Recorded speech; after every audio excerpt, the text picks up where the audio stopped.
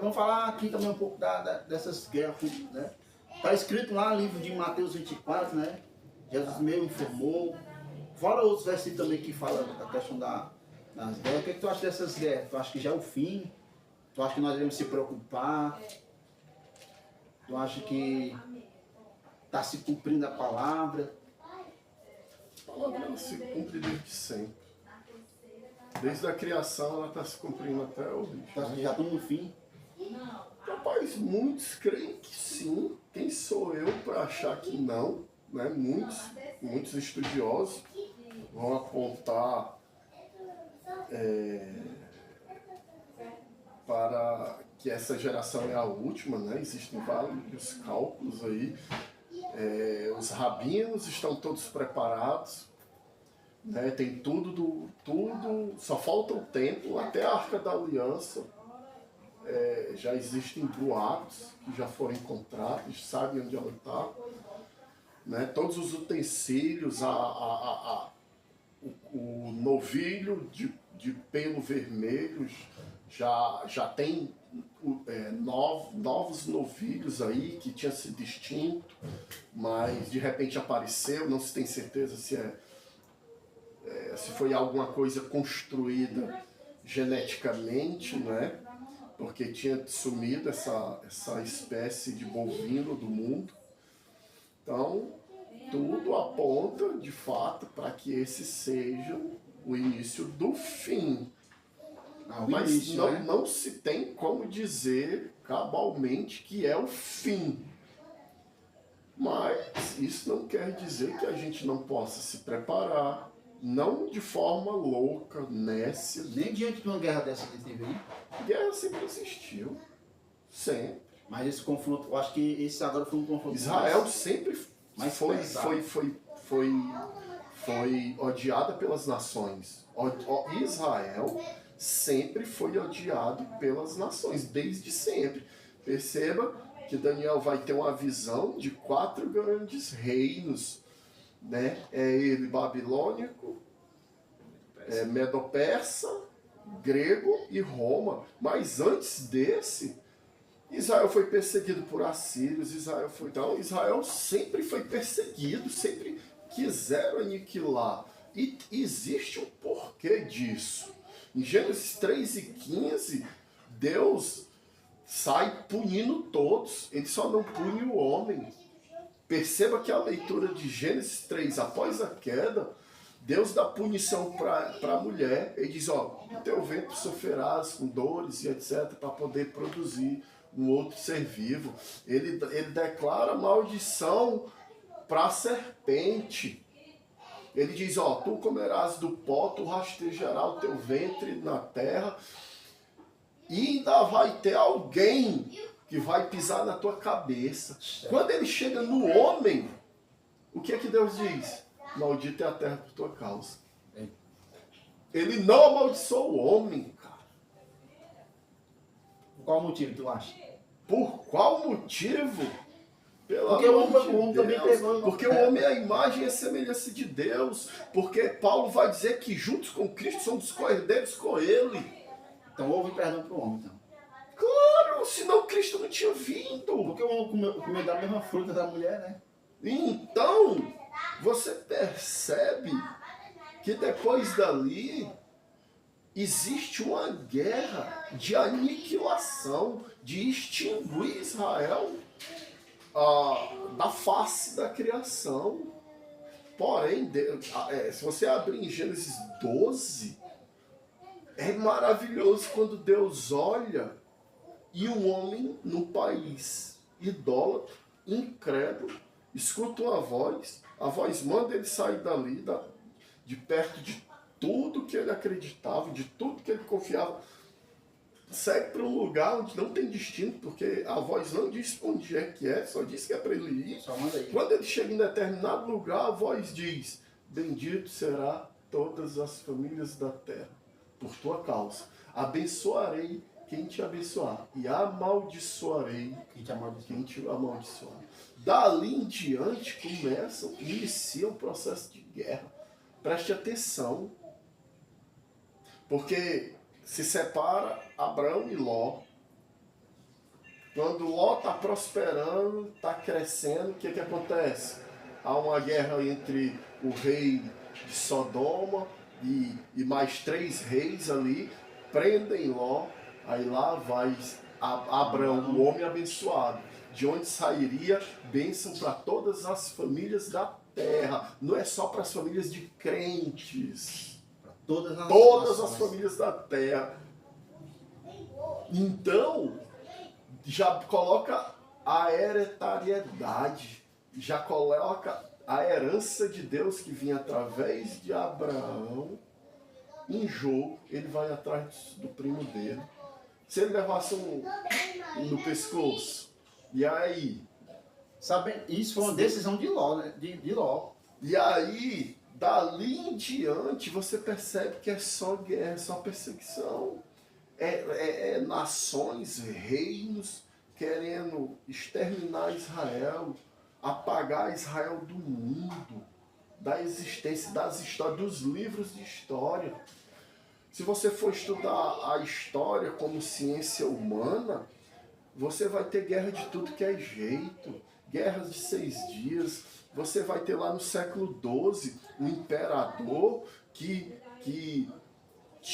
tirou Israel daquele território e expulsou, espalhou ele ao redor do mundo. E por que é que hoje existe Cisjordânia não, mas existe Estado palestino dentro de Israel, existe faixa de Gaza, um lugar só para palestinos dentro de Israel, porque lá no século II, o imperador Adriano, por conta de um camarada revoltado lá chamado Jesus Bar Jonas, quis levantar uma guerra que a gente conhece. Tem um livro lá na Bíblia Católica chamada Macabeus. É o famoso hipócrita. Que são as revoltas dos Macabeus. Aí tem Macabeus 1 e 2. E por conta dessa revolta, o imperador Adriano, imperador romano, expulsa o povo daquela terra, os judeus daquela terra, para pisar nesse povo, mostrando que ele era todo poderoso, dá essa terra para outro povo, o inimigo mortal de Israel, os filisteus, que hoje conhecemos como palestinos. E aí, séculos passaram, o povo como andarilho no meio do mundo, a qualquer lugar do mundo que você chegar, tem um cearense e um israelita. Cearense é conhecido. Então esse povo foi espalhado por todos. O cearense é admitido, né? Ele gosta de descobrir as coisas. Mas o judeu, ele foi espalhado à força, ele foi expulso da terra dele. E o que é que a promessa de Cristo, descrita lá em Isaías, diz? Isaías 91, 61 diz: pode uma nação ser criada em um só dia? Isaías vai dizer que ele reunirá de volta todo o povo naquele território, porque aquele território tem um dono, é Deus. E Deus dá para quem Ele quer. Ele deu para os israelitas, para os judeus. A confusão é por causa disso. Então o que foi que aconteceu? Em 1948, um brasileiro chamado Oswaldo Aranha, ele deu o último voto. E ali se cumpre Isaías, quando diz: pode uma nação nascer em um só dia? Naquele dia, Israel vira nação com o voto de um brasileiro, Oswaldo Aranha. Então, naquele dia se criou, lá na sede das Nações Unidas, na ONU, o Estado de Israel. E aí perceba que Israel, por livre e espontânea vontade, ninguém pressionou ele. Foi eles que liberaram. Não precisa fazer igual como fizeram conosco. Esse pedaço de terra aqui pode continuar habitando. Hoje a gente conhece como a faixa de Gaza. É Israel que mantém aquele lugar. É Israel que mantém a saúde para palestinos. É Israel que mantém abastecimento de água para palestinos. Abastecimento esse que o Hamas, uma operação paramilitar, ou seja, terrorista, destruir as tubulações, os encanamentos de água potável que abasteciam aquele povo para fazer míssil, irmão Paulo.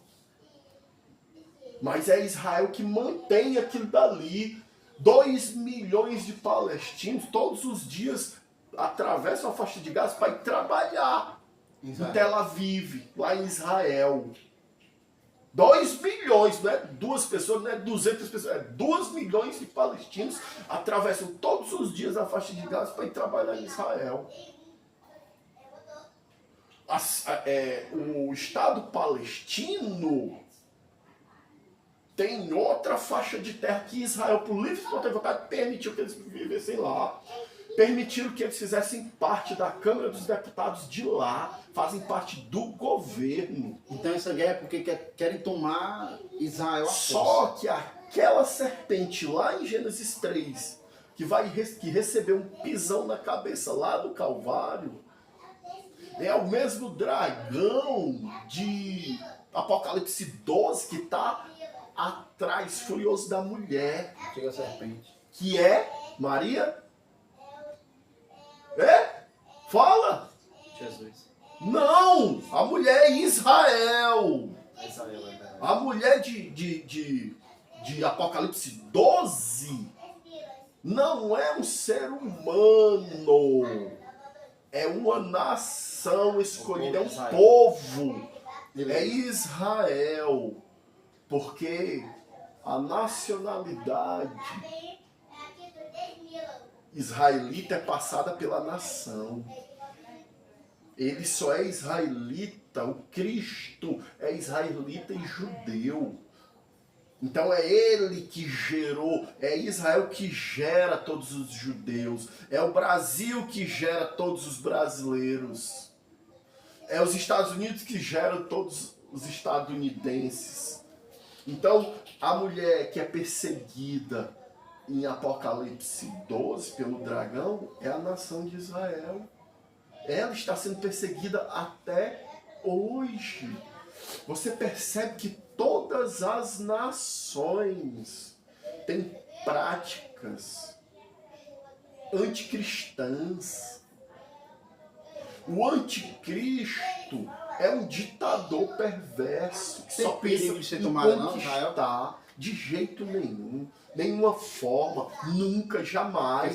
Você percebe que quando Ezequiel, no capítulo 33, vai falar de Gog e Magog, há uma vitória ali. Você percebe quando a Bíblia vai falar da guerra do Armagedon, que vai ser ali no monte, no vale de Jezarel, há uma vitória ali. Você percebe que quando Daniel,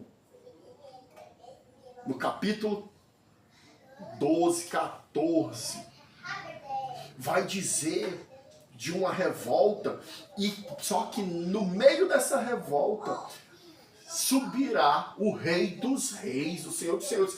E quando ele subir, ele vai ser vencedor. E quando ele for vencedor e governar em trono de ferro, como diz Apocalipse, todos os povos terão que subir e adorá-lo lá. Você vai ver que Salmos 2... o salmista vai descrever porque se amotinam as nações vão se ajuntar, se agrupar, se fortalecer umas nas outras e partir para guerrear contra Israel. Porém, o Deus Criador, diz o salmista, que dá gargalhadas, vendo o homem achando que é alguma coisa, que pode alguma coisa. Israel está protegida, querido. Você percebe que quando Daniel para orar, há uma batalha. Porque essa batalha que a gente está vendo pela TV, ela já existe no mundo espiritual desde sempre. É uma batalha travada. Então, Deus se mostra. o irmão Paulo, a nossa discussão, o nosso discurso aqui, a nossa tese, é se Deus se mostra. É claro que sim. Perceba que Romanos 1, quando Paulo começa a dissertar sobre Deus, ele diz que ele...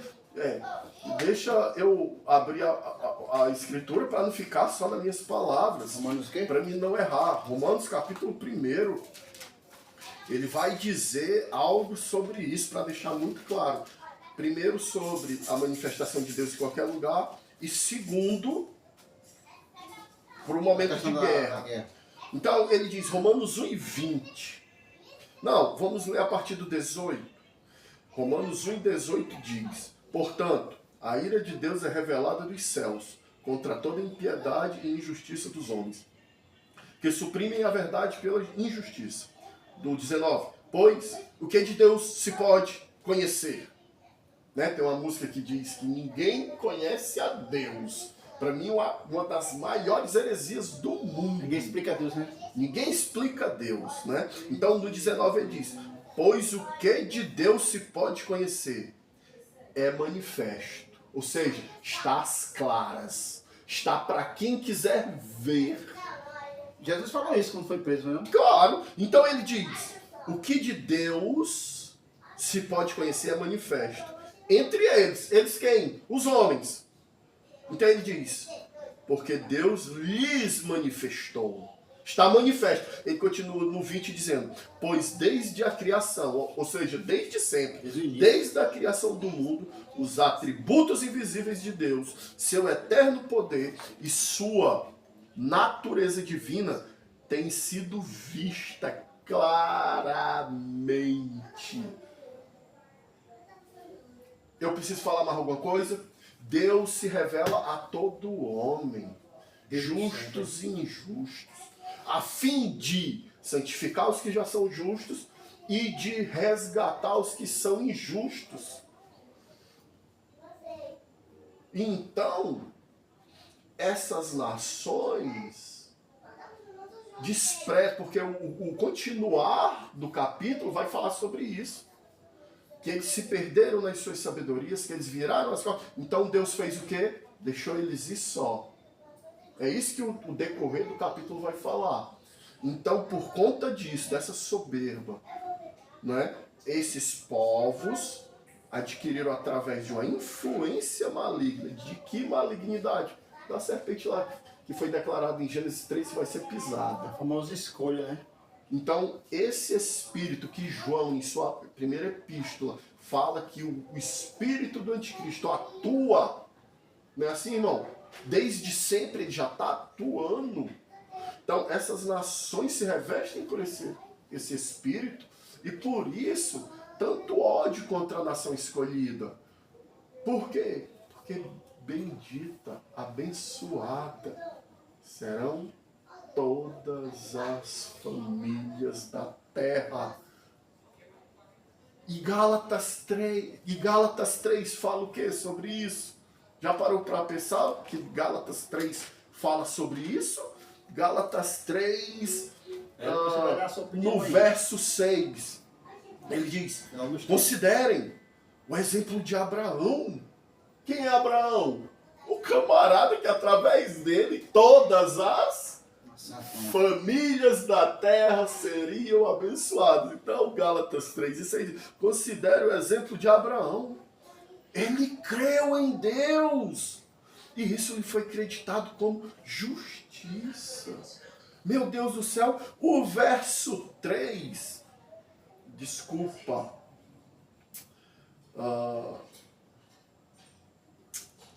me perdi aqui um pouco, mas, olha o verso 8, diz assim, ó, prevendo as escrituras, que Deus justificaria os gentios pela fé, anunciou primeiro as boas novas a Abraão, por meio de você, todas, olha aí ele citando Gênesis 12, por meio de você quem? Abraão, todas,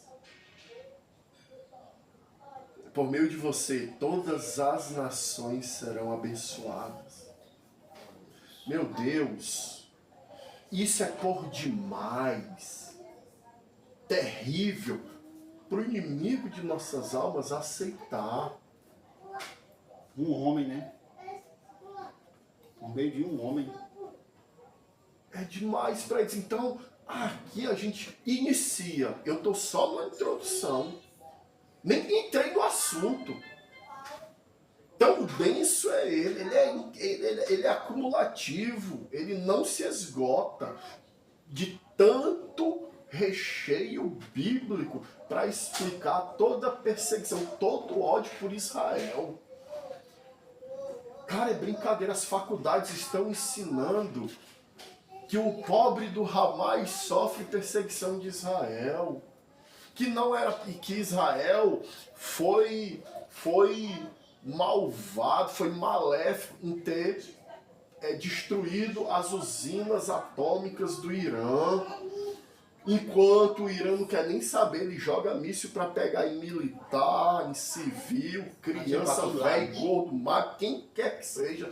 Israel só destruiu bases militares e os cientistas que estavam criando bomba. Israel só destruiu bases militares.